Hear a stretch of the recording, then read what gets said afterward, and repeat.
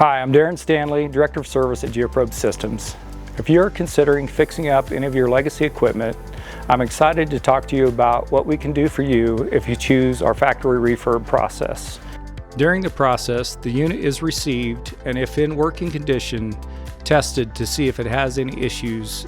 After testing, the customer is contacted with pricing of additional items above and beyond the factory refurb process. An example of this would be a panel that was missing or damaged beyond repair.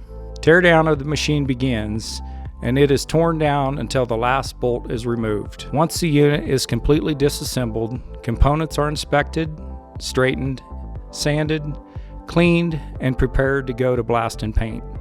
While the unit is going through the paint repair process, other items are rounded up.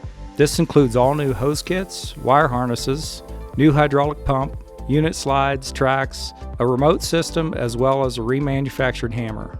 Once items start showing back up from paint, the unit build is started from the base frame, then the car body is bolted to the base frame, and the powertrain is built up from there.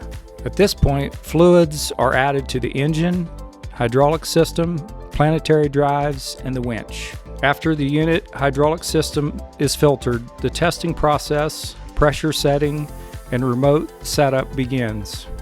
We typically spend 8 to 12 hours testing machines that are being refurbished.